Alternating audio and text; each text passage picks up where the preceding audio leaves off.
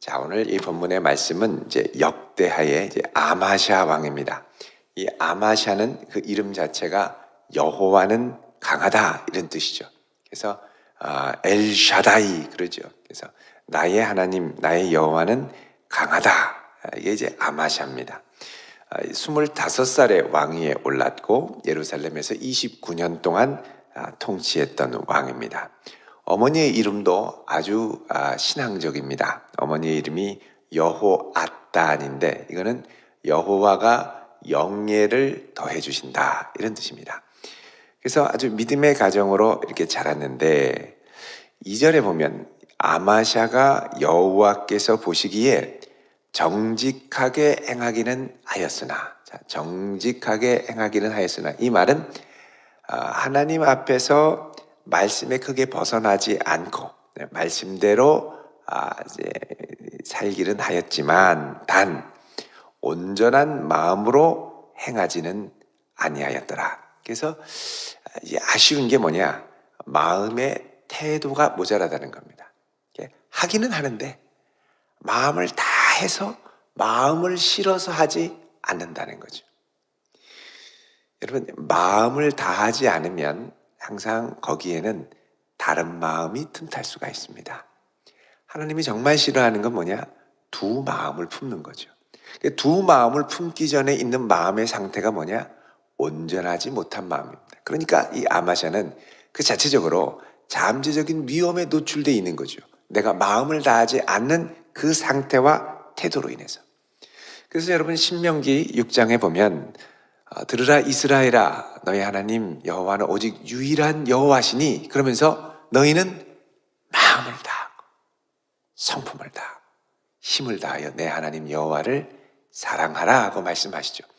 그래서 마음을 다하는 것은 이스라엘 백성들, 유일하신 여호와 하나님 앞에 이스라엘 백성들이 가져야 할 가장 근본적이고 중요한 태도입니다. 여러분, 우리 하나님을 향하여 내 마음을 다하여 섬기며 사랑하는 성도 될 수 있기를 축원드립니다. 마음을 다해야 됩니다. 마음을. 그러니까 항상 마음이 한 절반쯤 가면 그 다음부터 이제 태도가 이렇게 나타나죠. 태도를 보면 내가 정말 마음을 다하는지 마음을 반만 쏟는지가 드러납니다. 전심으로 하는, 전심으로, 진심으로 주님 앞에 내 마음을 다하는, 이게 아쉽다는 것이죠.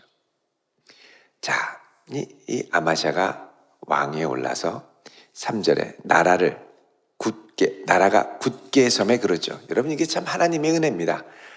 마음을 다하진 않았지만 그래도 정직하게는 행했다. 그래도 하나님이 복을 주신다는 겁니다. 하나님이 자비의 하나님이죠. 복 주기를 더 기뻐하시는 하나님. 그러니까 저주보다는 복 주기를 기뻐하시는 하나님이라는 겁니다. 자, 나라의 기반이 잡히자 이제 그 다음에 아마샤가 하는 게 뭐냐? 자기 아버지를 죽인 자들에게 보복을 행한 것입니다. 조금 마음에 걸립니다. 따끔하니 기다리고 있다가 나라가 좀 서니까 그 다음에 어떻게 해요? 내 아버지 죽인 놈들 나와 이렇게 되는 거죠. 자, 그래도 복수를 할 때 끝까지 잔인하게 이방 사람들처럼 하지 않은 것은 4절에 그들의 자녀들은 죽이지 않았다. 당사자만 처단했다는 겁니다. 왜? 모세 율법책에 기록된 대로 함이니라. 그러니까 여호와 보시기에 정직하게 행했다는 게 이런 겁니다. 말씀에 있는 대로는 가는데 마음으로는 다 하지는 않았다는 거죠. 그러니까 기록된 대로 뭐라 그러냐? 하나님께서 자녀로 말미암아 아버지를 죽이지 말고 아버지로 말미암아 자녀를 죽이지 말 것이라. 오직 각 사람은 자기 죄로 말미암아 죽을 것이니라. 이렇게 말씀합니다. 자, 이게 바로 신명기 24장 16절에 있는 말씀입니다. 우리 한번 잠깐 확인해 보겠습니다. 신명기 24장 16절. 우리 같이 읽겠습니다. 시작. 아버지는 그 자식들로 말미암아 죽임을 당하지 않을 것이요 자식들은 그 아버지로 말미암아 죽임을 당하지 않을 것이니 각 사람은 자기 죄로 말미암아 죽임을 당할 것이니라. 아멘. 자, 사실 이제 이 구절에서 소위 말하는 가게 흐르는 저주가 성경적이지 않다라는 게 그대로 등장합니다. 나는 잘못한 게 없는데 선조가 잘못했던 죄가 저주가 돼서 내 피를 타고 흘러갑니까? 아니라는 거죠. 죄는 피를 타고 가지 않습니다. 피를 타고 가면 상당히 위험한 쪽으로 빠질 수가 있습니다. 각 사람의 죄는 각 사람이 담당하고 당대에서 끝나는, 물론 정서적인 영향력, 또 부모로부터 보는 좋지 않은 삶의 모범으로 영향을 받을 수 있습니다만 그거 자체가 나를 막 꼼짝달싹 못하게 하는 저주로 내려서 흘러가는 것은 아니라는 것입니다. 자, 그래서 이 각 사람은 자기 죄로 말미암아 죽을 것이라는 이 말씀 때문에 아마샤가 딱 거기서 멈췄죠. 그러니까 마음은 이제 이렇게 흘러가는 걸 보면 아주 온전히 가는 건 아니지만 그래도 브레이크는 말씀 앞에 이게 걸리는. 그러니까 우리도 믿음 생활을 할 때도 그런 경우 있죠. 전심으로 하나님을 사랑해서 막 이렇게 이 사명을 감당하면 너무 좋은데 전심으로 하지는 않는데 그래도 이렇게 하면 하나님한테 혼날 것 같으니까 그냥 적절히 하는 분들이 계십니다. 그러는 경우가 있죠. 그래도 안 하는 것보다는 훨씬 낫습니다만. 자, 5절에 보면 아마샤가 유다 사람들을 모으고 그 여러 족속을 따라 천부장들과 백부장들을 세웠다 그럽니다. 자, 이제 아마샤가 나라를 정비하면서 이제 군대를 정비하게 되고, 그리고 군대를 계수하는데 20세 이상으로 계수해서 창과 방패를 잡고 능히 전쟁에 나갈 만한 자 30만 명. 여러분, 예전에는 한창 전성기에는 100만 명이 넘었습니다. 근데 그동안 여러 차례 전쟁을 통해서 인구가 줄은 거죠, 군대가. 사실은 제일 좋았던 것은 솔로몬 왕 때. 그때는 전쟁을 하지 않아도 두려움 때문에 열방이 꼼짝 못하고 있는 상태였죠. 그런 상태가 제일 좋은 겁니다. 근데 이제 그렇게 되지 않으니까 그 다음에 어떻게 돼요? 계속 전쟁이 일어납니다.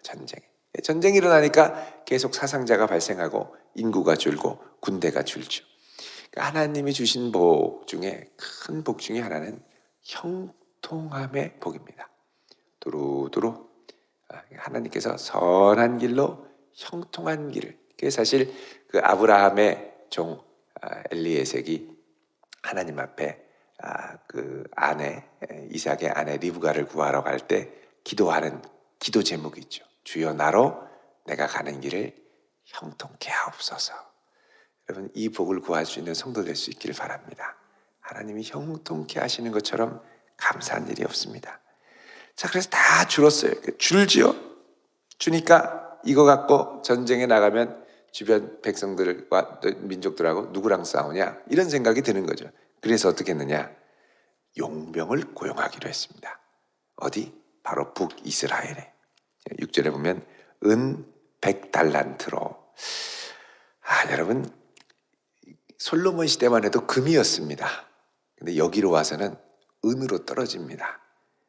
100달란트면 한 3.5톤 정도 되죠. 착수금입니다. 너희들이 전쟁에 와서 같이 싸워주면 착수금으로 3.5톤 100달란트를 주는 거죠. 그러면은 전쟁하고 나면은 뭐 하냐? 사실 전쟁하고 나면 훨씬 더 좋은 이득이 뭐냐? 전리품을 약탈하는 겁니다. 전쟁에서 가져온 이 전쟁 물자들과 식량들과 무기들을 약탈해 가면 이 엄청난 수익이거든요. 그러니까는 전쟁하러 나오는 것 자체가 아주 그 당시의 경제력으로는 아주 과도할 정도로 많은 물량을 투입하는 것이기 때문에 그 전쟁에 승리해서 약탈물을 걷어가는 건 큰 수익이었습니다. 그러니까 착수금으로 100달란트, 그리고 너희들이 전쟁에서 승리하는 거는 플러스 알파, 너희들에게 이제 보너스다, 이렇게 얘기를 하는 거죠. 자, 이렇게 해서 10만 명이 왔는데 이때 7절에 어떤 하나님의 사람이 아마샤에게 와서 브레이크를 겁니다. 뭐라 그러냐? 왕이여, 이스라엘 군대를 왕과 함께 가게 하지 마옵소서. 여호와께서는 이스라엘 곧 에브라임 자손과 함께 가지 아니하시나니 왕이 만일 가시거든 힘써 싸우소서. 자, 지금 하나님의 뜻은 뭐냐? 이스라엘과 함께 하지 않는 겁니다. 북이스라엘은 이미 아합 때부터 이세벨, 그다음에 아달랴로 얼마나 된통 당하지 않았습니까? 된통 당했으니까 그러지 말라는 거예요. 여호람 왕 겨우 죽다가 살아났는데, 아버지도 겨우 죽다가 살아났는데 그러면 안 된다는 거죠. 그래서 배제하십시오. 그러면서 8절에 하나님이 왕을 적군 앞에 엎드러지게 하시리이다. 그러면서 하나님은 능히 돕기도 하시고 능히 패하게도 하시나이다. 그러죠. 하나님을 의지해야 되는데, 그러니까는 이 아마샤가 사실 마음을 다했으면 전쟁 나가기 전에 기도했을 겁니다. 어떻게 할까요, 하나님? 하나님만 의지하며 가야 되나요? 용병을 제가 좀 구하려고 하는데 용병을 얻어야 될까요? 갈등하며 기도했을 겁니다. 근데 기도하지 않고 일말의 생각 없이 바로 용병을 딱, 여러분 이게 우리가 참 뭐라 그럴까요? 이 블라인드 스팟이 있습니다. 어떤 거는 정말 믿음으로 기도하는데 어떤 거는 믿음으로 기도하지 않습니다. 믿음으로 기도하지. 전에 어떤 청년 하나가 저한테, 제가 청년 사역을 할 때, 목사님 고민이 있다는 거예요. 그게 뭐냐 그랬더니, 목사님은 쌍꺼풀 수술했어요. 이런 질문을 하는 거죠. 왜 그러냐 그랬더니, 자기가 지금 눈이 자꾸 처지는데 거울 볼 때마다 마음이 답답하고 기도할 생각은 하나도 안 하고 답답하고, 이거를 어느 병원에 가서 수술을 해야 되나. 그러니까 딱 보니까 목사님 쌍꺼풀 정도면 괜찮을 것 같은데 어디서 했냐는 거예요. 그래서 제가 이것은 하나님께서 나에게 주신 것이다. 무슨 말이냐고. 목사님 옛날에 쌍꺼풀 없었냐고. 없었다고. 어떻게 되고? 기도했더니 하나님이 주셨다고. 그랬더니 씩 웃더니 거짓말 치지 말라는 거예요. 왜 그러냐 그랬더니, 아니 쌍꺼풀을 하나님이 주시다는 게 말이 되냐는 거죠. 그래서 제가 나도 하나님이 어릴 때 쌍꺼풀을 주셨다가 가져가셨다. 대학생쯤 되니까 이게 내려가더라고요. 다 너무 답답해서 이제 기도를 했죠. 하나님, 눈이 답답한데 좀 지켜 올려주세요. 단순하게 기도한 겁니다. 근데 청년 사역을 하는데 어느 날 거울을 보니까 또 쌍꺼풀이 생긴 거예요. 너무 신기해서 왜 그랬나 봤더니, 그때 사역을 너무 지치고 힘들게 해서 너무 피곤하면 사람이 눈이 떼꾼해지지 않습니까? 떼꾼한 이후로 쌍꺼풀을 안 걷어가신 거죠. 그랬다 이랬다 그러니까 이거 기도해야 되는 건가? 이러는 거예요. 그래서 네가 고민이 되면 기도해라. 그랬더니 그래도 전 수술할래요. 이러시는 거예요. 여러분 이게 꼭 그게 그렇다는 건 아닙니다만, 우리가 보면 꼭 이렇게 이건 하나님께 기도해야 될 게 있는데 어떤 부분에 있어서는 너무나도 단순하게 기도할 생각을 딱 접는 경우가 있습니다. 아무것도 염려하지 말고 그 다음에 뭐예요? 모든 일에 오직 기도와 간구로, 모든 일에 범사에 기도해야 되는데, 어떤 부분은 이게 하나님이 도와주실 생각을 아예 배제하고 인간적으로 딱 생각을 하는 거예요. 그러니까 아마샤가 그랬습니다. 자, 하나님의 말씀이 있기 때문에 우리 아버지를 죽인 녀석들, 자녀들까지 확 마음으로는 죽이고 싶지만 참는다. 요거까지는 좋아요. 근데 전쟁을 한다, 목숨이 왔다 갔다 한다라는 이 아주 중차대한 문제 앞에 딱 닥치니까 이거 기도하기보다는 차라리 저 북쪽에 있는 힘센 장정들 10만 명 데려와서 그 은 주고, 여러분 나라도 지금 제대로 겨우 기틀을 좀 세워갈까 말까 하는데 은 100달란트면 얼마나 큰 돈입니까? 이거를 그냥 용병을 쓰는데 확 결정해버린 거예요. 기도도 하지 않고 묻지도 않고 덜썩 결정부터 해놓는다니까요. 우리가 많이 그렇습니다. 기도하기도 전에 새벽 기도를 나오면서도, 날마다 새벽에 기도하면서도 어떤 거는 전혀 기도 제목으로 삼지 않고 덜컥 결정부터 이게 하는 거예요. 이거는 안 돼 하고 내가 미리 결정하는 것. 여러분, 안 되는 거라고 결론 내리기 전에 하나님 앞에 나와 기도하시길 바랍니다. 그리고서 가서 맡겨야죠. 덜컥 해놓은 거예요. 하나님의 사람이 하나님 기뻐하시는 거 아닙니다. 하나님은 절대 이스라엘과 함께 가요. 왜냐하면 그렇게 했다가 영적 영향을 받으면 또 망가질 수 있거든요. 아예 이 전염을 차단하기를 원하신 거죠. 그러니까 아마샤에게 고민이 생깁니다. 9절에 하나님의 사람에게 이르되 내가 100달란트를 이스라엘 군대에게 주었으니 어찌할까? 아유, 이미 돈 지불했는데 못 물리는 거예요. 은 100달란트 줬는데 이거 다시 달랄 순 없고 그냥 돈 냈으니까 해야지. 이렇게 될 수 있다는 겁니다. 항상 우리의 갈등, 불신앙으로 내가 덜썩 결정해놓고 그 다음에 결정한 다음에 돌이켜야 된다는 걸 깨달아도 이미 쏟아부은 정성과 돈 때문에 돌이키지를 않는 거예요. 그러니까 뭐라 그러냐면 이 하나님의 사람이 여호와께서 능히 이보다 많은 것을 왕에게 주실 수 있나이다. 그거 포기하는 거 아깝게 생각하지 말라는 거예요. 그래서 망가지는 것보다 하나님이 당신이 포기함으로 주실 수 있는 게 훨씬 더 많다는 겁니다. 근데 우리가 여기까지도 못 가요. 아유, 이거 아깝다. 이거 이미 다 했는데, 결정했는데, 약속했는데, 계약했는데, 이거 어떻게 하지? 그러면 이제 못 돌리는 겁니다. 못 돌려요. 아니라고 깨달을 때 하나님 이거를 내가 깨닫게 하셨으니 나머지도 하나님이 좀 책임져 주세요 라고 믿음으로 맡기며 갈 수 있는 신앙으로까지 나아갈 수 있기를 바랍니다. 근데 그거를 못하는 게 우리가 이게 이 집착 때문에 이거 어떻게 하지? 그러는 거죠. 그런데 하나님의 사람이 여호와께서 능히 이보다 많은 것을 왕에게 주실 수 있나이다. 이 말에 그래도 아마샤가 전심을 다하진 않아도 적어도 정직하게는 행하죠. 그래서 아멘. 그리고 딱 결단을 하고 북이스라엘에게 돌아가라고 그런 거예요. 돌아가라. 여러분, 돌아가라고 했더니 계약금까지 주고 안 물렀잖아요. 이 사람들이 하는 거 보십시오. 10절에 유다 사람에게 심히 노하여 분연히 고향으로 돌아갔더라. 자, 분노해서 아니 불러놓고 싸워서 이제 약탈물 얻을 생각으로 꽉 차 있거든요. 돌아가라 그러니까 이게 뭐냐고 하면서 화가 나서 가는데, 여러분 이 북이스라엘에서 이제 예루살렘까지는 한 대전 천안 정도 거리 됩니다. 80km 정도. 근데 보십시오. 13절에 아마샤가 자기와 함께 전장에 나가지 못하게 하고 돌려보낸 군사들이 사마리아에서부터 베토론, 예루살렘 바로 위에까지 한 80km 되는데 유다 성읍들을 약탈하고 사람 3,000명을 죽이고 물건을 많이 노력하였다. 약탈물을 못 얻게 유다 성읍에서 약탈하자 이러고서 간 거예요.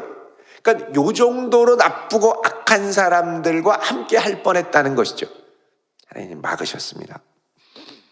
자, 이러고서는 11절에 아마샤가 담력을 내어 그의 백성을 거느리고 소금 골짜기는 염곡이라고도 하는데, 여러분 사해 남쪽으로 가면 이 사해 쪽도 유다 광야에서 사해 쪽 요단 동편으로 가면 깎아지는 듯한 절벽들이 많이 있는데 그 절벽 중에 한 절벽 쪽이 이제 사해 골짜기입니다. 사해 골짜기를 보면 이 밑으로 막 한 7, 800m, 5, 600m 막 그냥 낭떠러지, 3, 400m는 기본이고요. 낭떠러지가 있거든요. 그쪽으로 막 밀어서 세울 자손들을 막 떨어지게 하니까 거기 떨어져서 다 팔다리 부러지고 큰 피해를 얻게 되죠. 결국 하나님을 의지해서 승리를 거둔 겁니다. 그러니까 지금 이 아마샤가 인생 가운데 배워야 될 중요한 레슨은 뭐냐? 하나님 앞에 말씀대로 하는 것만으로는 충분하지 않고 전심을 다해야 된다는 겁니다. 전심을 다해야 하나님의 모든 상황 가운데서 나를 붙드시는 하나님의 능력을 경험하고 나갈 수 있다는 것이죠.